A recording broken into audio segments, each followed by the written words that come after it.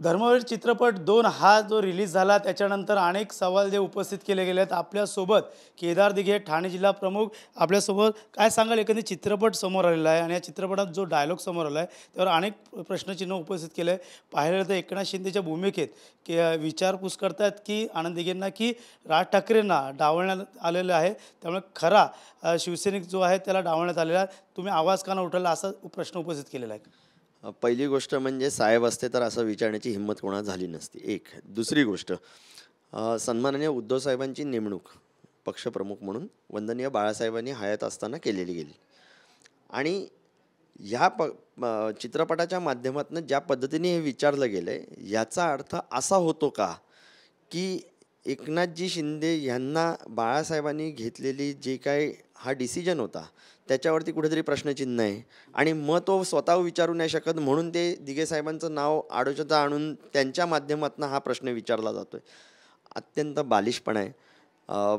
ज्या पद्धतीने पहिला पिक्चरमध्ये मी त्यावेळेलाही देखील सांगितलेलं की खूपशे नरेटिव्ह सेट करण्याचा प्रयत्न केला गेला, तशाच ह्या चित्रपटामध्ये देखील हा अशाच पद्धतीचा विषय की स्वतःची इमेज बिल्डिंग कशी करावी आणि आम्ही जी गद्दारी केली ती लोकांना कशी पचवण्यात यावी याचा एक प्रयत्न, एक केविलवाणा प्रयत्न केला जातो आहे. नक्कीच घटनाक्रम बघितलं तर आनंद दिघे हे 2001ला त्यांचं निधन झालं. त्याच्यानंतर कार्याध्यक्ष 2003ला उद्धव ठाकरेंना बनवलं. त्यानंतर राज ठाकरे यांचा कार्यकाळ जे आहे ते 2 वर्षांचा सुरू झाला.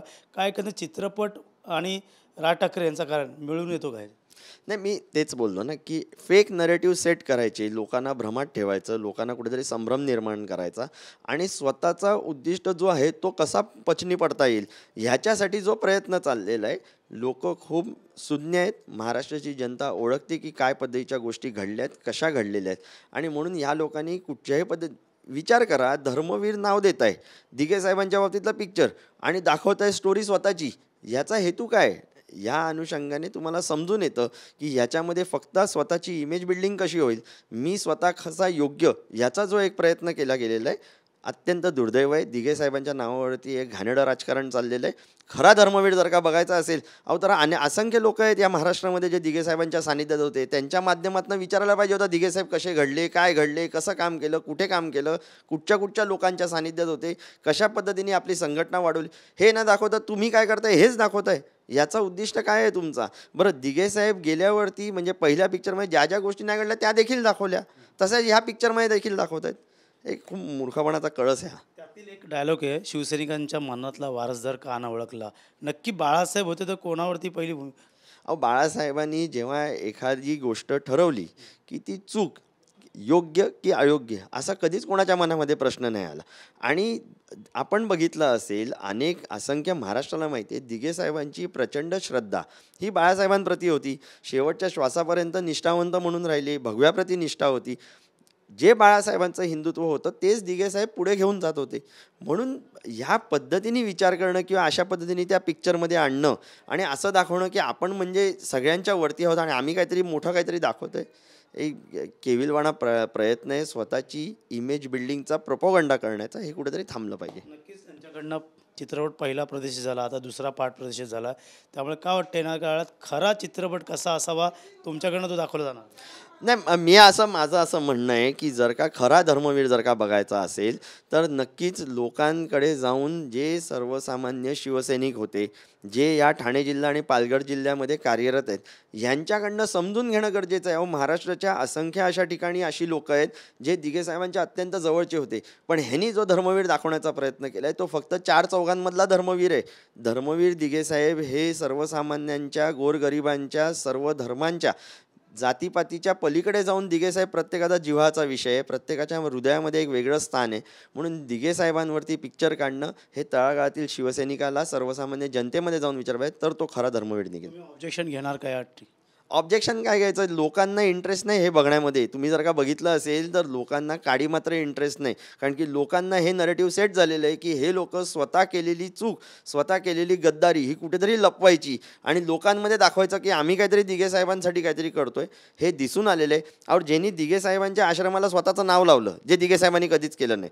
दिघे साहेबांनी चालू केलेल्या नवरात्र उत्सवाला स्वतःचं नाव आणि फोटो लावला, जे दिघे साहेबांनी कधी केलं नाही. दहीहंडी उत्सवाला ज्या ज्या वेळेला दिघे साहेब करायचे त्यावेळेला सगळ्यांना एकत्रित घेऊन घेऊन करायचे, तिकडे देखील तुम्ही नाव आणि तुमचे फोटो लावले. याचा अर्थ काय होतो? दिघे साहेबांच्या ऑफिसमध्ये तुम्ही म्हणता ना दैवत आहे, त्या प्रतिमेच्या समोर तुम्ही चपला घालून चालता, तिकडे उभं राहून पुष्पगुच्छ देता एकमेकांना, ते तुम्हाला चालतं. त्याच्या पलीकडे जाऊन तिकडे नोटा उडवल्या गेल्या जे तुम्ही बघितलं. ही कुठची परंपरा, ही कुठचे संस्कार आणि कोणाच्यामध्ये हिंमत होती दिघे साहेब असताना ह्या सगळ्या गोष्टी करण्याच्या? याचा अर्थ असा आहे की तुम्हाला जसं दिघे साहेब वापरायचे होते ते तुम्ही वापरून घेताय आणि दिघे साहेबांच्या माध्यमातून किंवा त्यांचं नाव वापरून त्यांची स्वतःची प्रतिमा मलिन करण्याचं काम हे लोक करतायत आणि स्वतःची इमेज वाढवण्याचं काम हा प्रयत्न इथे आता चाललेला आहे. नक्कीच शिवसेना शिंदे गटातून म्हणलं होतं की दिघेंना हे कधीच मान अपमान जे आहे ते मान उद्धव ठाकरेंनी दिला नाही आहे, त्यामुळे नक्कीच यावरती प्रश्नचिन्ह उभं राहतं. ते आत्ता समजलं, 23 वर्ष समजलं नाही. दिघे साहेब गेल्यानंतर पश्चात तुम्ही शिवसेनेतच होतात ना. उद्धव साहेब काय होते, रश्मी वहिनींनी कसा सपोर्ट केला, तुम्ही शिवसेना नेते, मंत्री, आमदार, खासदार, तुमच्या इतर लोकांना हे देताना तुम्हाला कधी समजलं नाही. प्रत्येक जे काय तुमच्या लोकांच्या बाबतीत जे काय कार्यक्रम घ्यायचे होते, ठाण्यामध्ये जे काय कार्यक्रम घ्यायचे होते, तेव्हा तुम्ही आनंदनगर जकातनगरला तुम्ही सगळे उभे राहायचात ना. तेव्हा तुम्हाला कळलं नाही की उद्धव साहेबांनी काय केलं काय नाही. आणि जर का तुम्ही म्हणताय हे तुमचे दैवत होते, मग तुम्ही 23 वर्ष कोणाच्यासाठी थांबलेलात? तेव्हा तुम्हाला स्वार्थच दिसला ना. तेव्हा तुम्हाला मंत्रिपदं हवी होती, तेव्हा तुम्हाला आमदारकी हवी होती, खासदारकी होती. तेव्हा तुम्हाला कधी दिसलं नाही की उद्धव साहेबांनी जर का तुमच्या दैवतावरती मान सन्मानाचा विषय जर का येतो, त्यांनी अपमानित केलं, तेव्हा तुम्ही का नाही बोललात? याचा अर्थ असा आहे की तुमच्या सोयीस्कर राजकारण जेव्हा होत नाही, जेव्हा लोक तुमच्याबरोबर येत नाही, जेव्हा लोकांच्या पुढे तुमच्या येणाऱ्या निवडणुकी कठीण जाणार आहे, त्यावेळेला तुम्ही असा नरेटिव्ह सेट करण्याचा प्रयत्न करताय. नक्कीच संजय शिरसाटने ज्या पद्धतीने वक्तव्य केले, दिघे साहेब कसे गेले, त्यांना मारले गेले का, आणि या संदर्भात ठाणे जिल्ह्याला सर्व माहिती आहे. ठाणे जिल्ह्याला माहिती आहे असं संजय शिरसाट म्हणतात ना. माझा एक प्रश्न आहे, धर्मवीर एक जो होता त्याच्यामध्ये शेवटच्या स्टेजला जेव्हा दिघे साहेब जातात तेव्हा तुम्ही हे दाखवलेलं आहे की एकनाथजी शिंदे हे दिघे साहेबांना खांद्यावरनं घेऊन जातात. याचा अर्थ काय होतो? संजय शिरसाटांचा रोग कोणाकडे आहे खऱ्या अर्थाने? एक. दुसरी गोष्ट, संजय शिरसाट 23 वर्ष काय करत होते? संजय शिरसाटनं हे माहिती नव्हतं? तुम्ही जर का आज म्हणताय की दिघे साहेबांचा घात झाला आणि तो उभ्या ठाण्याला माहिती आहे, याचा अर्थ तुम्ही नेते म्हटलं तर तुम्हाला पहिलं माहिती असेल. मग त्यावेळेला तुम्ही का तोंड बंद करून बसलेलात? तुमचा स्वार्थ काय होता ज्याच्यामुळे तुम्ही शांत बसलात? मी आज देखील सांगतो, ह्या अगोदर पण सांगितलं, यापुढे पण सांगीन. ह्या महाराष्ट्राच्या जनतेला साक्षी ठेवून मी आज तुमच्या माध्यमातून सांगतो की ह्यांच्याकडे जर का पुरावे असतील तर दिघे साहेबांना मी आग्नी दिलेला आहे. दिघे साहेबांचा पुतण्या म्हणून मी कोर्टाची पायरी देखील चढायला तयार आहे. पण याच्यासाठी तुम्ही पुरावे घेऊन या. तुम्ही फक्त तर्कवितर्क लावायचे, लोकांना संभ्रमात टाकायचं, स्वतःचे प्रश्न उपस्थित करायचे आणि उत्तरं द्यायची नाहीत.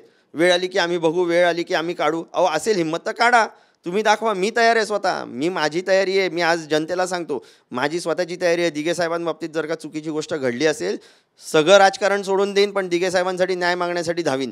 पण तुमच्यामध्ये हिंमत असेल तर बोलून दाखवा आणि महाराष्ट्राच्या जनतेला खऱ्या अर्थाने कळून द्या की काय झालं दिघे साहेबांच्या बाबतीत. फक्त स्वतःचं सोयीचं राजकारण करायचं म्हणून 23 वर्षात जाणवलं नाही. 23 वर्षात तुम्हाला पदं मिळत होती, आमदारकी मिळत होती, तेव्हा तुम्हाला जाणवलं नाही. आज तुमचं राजकारण धोक्यात आल्यावरती तुमच्याकडे येणाऱ्या निवडणुकीमध्ये लोक कशा पद्धतीने बघतात हे तुम्हाला माहिती झाल्यावरती हे सगळं तुम्हाला सुचतंय. हे घाणेरडं राजकारण बंद करावं, अन्यथा तुम्ही समोर यावं आणि महाराष्ट्राच्या जनतेला सत्य असत्य हे दाखवून द्यावं. नक्कीच तुम्ही जसं म्हणलं सत्य सत्य दाखवलं जाईल. मागे मुख्यमंत्री एकनाथ शिंदे देखील म्हणाले की यंदा जो चित्रपट आहे तो खऱ्या अर्थाने दाखवला जाणार. का वाटतं येणाऱ्या निवडणुकीत आनंद दिघे आणि बाळासाहेब ठाकरे यांच्यावरनं राजकारण शिवसेनेमध्ये दिसते? आपण बघाल की वंदनीय बाळासाहेब असतील, गुरुवर्य धर्मवीर आनंदगे साहेब असतील, निवडणूक आल्या की ही अशी महाराष्ट्राला विभूती लाभलेली ज्यांच्या बाबतीत हे राजकारण चालत राहील. पण हे ह्या एवढ्या खालच्या थरावरती चालेल असं कधी वाटलं नव्हतं. आपल्या गुरुच्या बाबतीत, आपल्या दैवताच्या बाबतीत आपण हे बघत असतो की त्यांचं नाव, त्यांची प्रतिमा ही मोठी कशी होईल. पण ह्यांच्या ह्या सगळ्या जे काय कारस्थान चाललंय त्याच्यामधनं हे दिसून येतं की ते छोटे आहेत आणि हेच स्वतः मोठे आहेत. म्हणून मला असं वाटतं हे घाणेरडं राजकारण कुठेतरी थांबवावं. आणि राहिली गोष्ट की ते जे म्हणतात की आम्ही खरा पिक्चर आणणार होतो. अहो, तुम्ही पहिला पिक्चर पण खोटा आणलात, दुसरा पण खोटाच आणलात. तुम्हाला जर का खरं आणायचा होता तर पहिल्यांदाच आणायचा पाहिजे होता. तुम्ही महाराष्ट्राच्या जनतेच्या भावनांशी खेळताय. जे दिघे साहेबांचे निकटवर्ती होते, जे दिघे साहेबांना बघत होते, ज्यांच्याकडनं दिघे साहेबांना मदत झालेली, जे दिघे साहेबांना दैवत मानतात, जो सर्वसामान्य गोर गरीब जनता जी दिघे साहेबांना आपलं सर्वस्व मानते, त्या सगळ्यांच्या भावनांशी खेळण्याचं काम तुम्ही तुमच्या स्वार्थासाठी केलं आणि हेच तुम्ही स्वार्थ घेऊन तुम्ही ह्यापुढे पण चाललेलात. मला असं वाटतं हे घाणेरडं राजकारण थांबवावं आणि दिघे साहेबांच्या नावावरती हे जे निवडणुकीच्या वेळेवरती जेव्हा दिघे साहेब आठवतात हे कुठेतरी थांबलं पाहिजे. शेवटचं काय आव्हान असेल तुमचं या चित्रपटासंदर्भात नागरिकांना, ठाणेकरांना? महाराष्ट्र जनतेला मी एकच सांगू इच्छितो की खोटे पिक्चर आणि खोटे नरेटिव्ह याचे बळी पडू नका. दिघेसाहेब काय होते हे असंख्य शिवसैनिकांना, सर्वसामान्य जनता ही ओळखू नये. अनेक म्हणजे मी पुतण्या म्हणून जरी असलो तरी आपण सगळेजण हे दिघेसाहेबांचे अत्यंत निकटवर्ती होतात. दिघेसाहेबांचं आपलं कुटुंब स्वतःचं हे सर्वसामान्य लोकांबरोबर होतं आणि म्हणून आपण दिघेसाहेब खरे काय हे आपण ओळखता. म्हणून ह्या पद्धतीच्या कुठच्याही चित्रपटाला बळी पडू नका. जिकडे दिघेसाहेब कमी आणि दुसरे जास्ती हे कुठे जे दाखवलं जाते ते थांबलं पाहिजे. त्यांनी सांगितल्याप्रमाणे खरा चित्रपट हा जो आहे तो नेरेटिव्ह सेट करण्यात आलेला, मात्र या संदर्भात पूर्ण माहिती जे केदार दिघेने दिलेली आहे. त्यामुळे नक्कीच येणाऱ्या काळात आता या चित्रपटाला घेऊन कशा प्रकारचे अनेक प्रश्न उपस्थित राहील हे देखील पाहणं गरजेचं राहणार आहे. त्यामुळे योगेशसह गणेश स्वरा, टीम मराठी, ठाणे.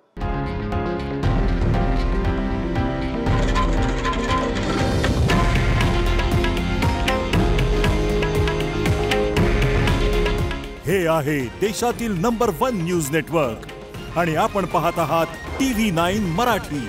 काळजी तुमची, हित महाराष्ट्राचं.